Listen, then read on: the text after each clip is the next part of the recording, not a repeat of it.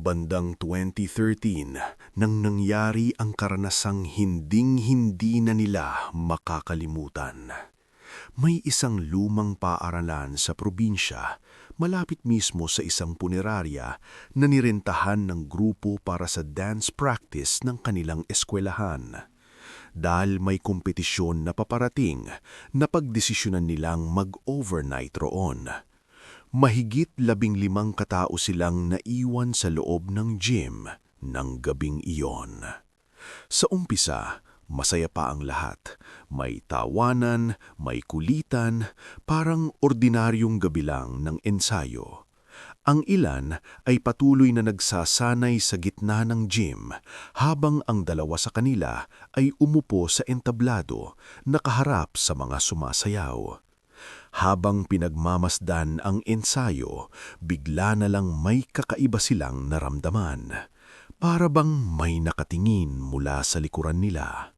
May malamig na hangin na paulit-ulit na dumadaan sa likod nila. Mabilis, pabugso-bugso, parang may tumatakbong bata, paikot-ikot, hindi nakikita. Hindi pa sila nakakapagsalita nang biglang itinigil ng choreographer ang ensayo. Lumapit ito sa kanila, seryoso ang mukha. Tahimik nitong sinabi na, "Nararamdaman nyo rin, no? Kanina pa silang nakatingin. May batang tumatakbo sa likod nyo. Huwag nyo na lang pansinin." Nagkatinginan ng dalawa. Walang nagsalita. At para bang normal lang ang lahat, ipinagpatuloy muli ang practice. Makalipas ng halos 1 oras, nag-break ulit ang grupo. Napayuko ang isa, pagod na pagod, pero nang iangat niya ang ulo, doon niya nakita. Sa bandang library ng paaralan, may isang babaeng nagliliwanag. Hindi niya nakita ng malinaw ang mukha, pero ang mga mata nito, titig na titig sa kanila. Mabigat, nanlilisik.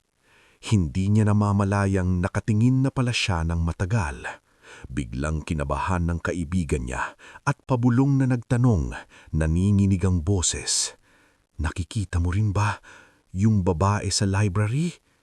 Doon na siya napahinto sa paghinga. Agad nilang tinawag ang choreographer at ikinwento ang nakita. Madilim ang mukha nito nang sabihing, "Huwag niyo nang tignan, tahimik lang kayong magdasal. Huwag niyong ipahalata sa iba." Ayaw nitong magpanik ang buong grupo. Sa kabila ng lahat, natapos ang gabi ng walang gulo. Pero ang mga paramdam, hindi pa tapos. Ilang gabi ang lumipas, bumalik sila sa parehong gym para sa panibagong practice. Bandang hating gabi, lumabas ang dalawa para bumili ng tubig at merienda. Nang pabalik na sila sa entablado at inaayos ang pagkain, may biglang dumaang anino. Mula sa kaliwang sulok ng stage, diretso sa kanan. Mabilis, malinaw.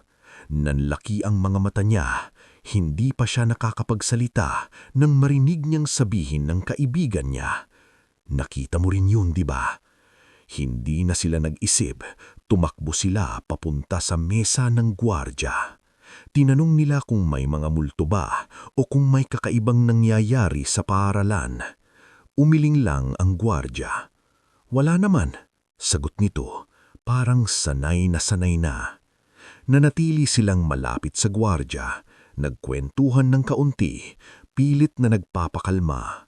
Sa tabi ng mesa ng gwardya ay ang CR, madilim at halos hindi ginagamit. Nais umihi ang kaibigan niya pero walang ni isang ilaw. Sabi ng gwardya, palaging nasisira ang bumbilya kaya hindi na raw sila naglalagay. Tinapatan niya ng flashlight ang kaibigan habang nasa loob ng CR. Tahimik ang paligid, pero bago pa man ito matapos, bigla itong napasigaw. May humawak daw sa buhok niya. Walang ibang tao, sila lang dalawa. Umiiyak na ang kaibigan niya. Para pakalma rin sila, nagbiro ang gwardya. Pilit silang tumawa, malakas, parang gusto nilang takasan ang kaba.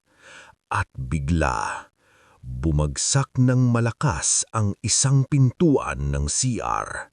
Isa lang, walang hangin, walang dahilan. Nagkatinginan sila at sabay-sabay na tumakbo papunta sa gym.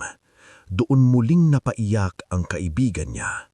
Lumapit ang choreographer, halakang balisa. May nakita ba kayong babae sa may CR? Umiling sila. Tahimik itong sinabi, halos pabulong. Galit na galit yon. Babae yon. Puno ng dugo.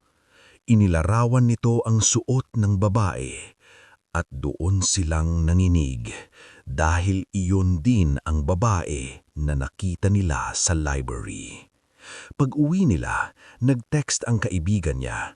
Pakilamdam daw nito, may sumusunod sa kanya. Tuwing lilingon siya, wala naman. Tumatakbo na lang siyang pauwi, pero naandun pa rin ang pakilamdam. Kinabukasan, ikinwento nito na nananaginip siya ng isang babaeng umiiyak, humihingi ng tulong, lapit sa paaralan pinagpraktisan nila. Maya-maya, may isang kaklase ang nagtanong, "May nakita ba kayong namatay noong unang gabi niyo roon?" Nagulat sila. Wala raw. Sabi ng kaklase, may isang gym instructor na namatay malapit sa lugar. Agad nilang tinext ang choreographer. At doon nito kinumpirma. Ang babaeng nakita niya, ang suot, ang itsura. Eksaktong kapareho ng babaeng namatay malapit sa paaralan.